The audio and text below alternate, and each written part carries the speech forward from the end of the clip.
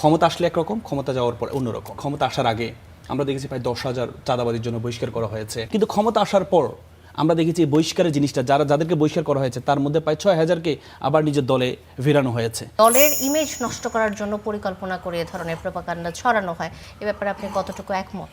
জি, অসংখ্য ধন্যবাদ আমাকে চমৎকার পরামর্শ যুক্ত করার জন্য। সাথে আমার যেজন সহ প্যানেলিস্ট তাদেরকেও শুভেচ্ছা জানাচ্ছি এবং স্টার নিউজে যারা দর্শক আছে তাদেরকেও শুভেচ্ছা জানাচ্ছি। প্রথম কথা হচ্ছে, আমাদের আসলে বাংলাদেশের রাজনীতির যে প্রেক্ষাপট আমরা দেখি, রাজনীতিতে আমরা যারা ক্ষমতায় আসার পর একরকম আচরণ, ক্ষমতায় না থাকলে একরকম আচরণ।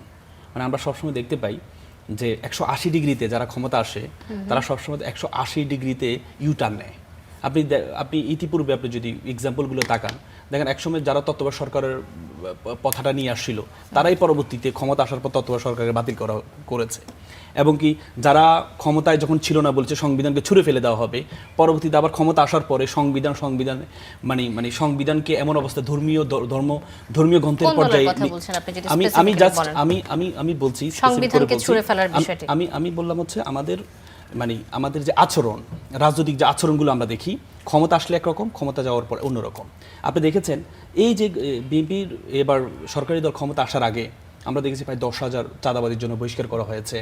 তারপরে হচ্ছে টিআইবির একটা রিপোর্টে আমরা দেখেছি প্রায় 200 জন হত্যার শিকার হয়েছে, তার মধ্যে বেশিরভাগ হচ্ছে নিজের দলীয় কর্মীকে হত্যা করেছে। কিন্তু ক্ষমতা আসার পর আমরা দেখেছি বহিষ্কারের জিনিসটা যাদেরকে বহিষ্কার করা হয়েছে তার মধ্যে প্রায় 6,000কে আবার নিজের দলে ফেরানো হয়েছে।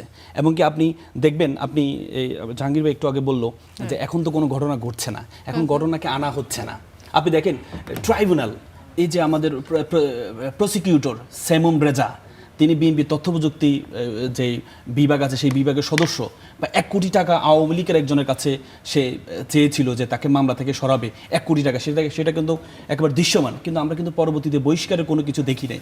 তার মানে এভাবে শত শত ঘটনা আছে, কিন্তু এগুলো দৃশ্যমান আনা হয় না। এবং এগুলোকে আগে যেভাবে আপনি যেভাবে এক্সাম্পল ক্রিয়েট করেছেন, তারেক রহমান সাহেব যে আগে যেভাবে এক্সাম্পল ক্রিয়েট করেছে, পরবর্তীতে সেই এক্সাম্পলটা ধরে রাখতে পারছে না। আমি এই জন্য বলেছি, আমাদের রাজনীতিতে বা আমাদের সমাজে আমরা দেখতে পাই যে ক্ষমতা আসার আগে আমরা একরকম আচরণ করি, আবার ক্ষমতা যাওয়ার পরে আমরা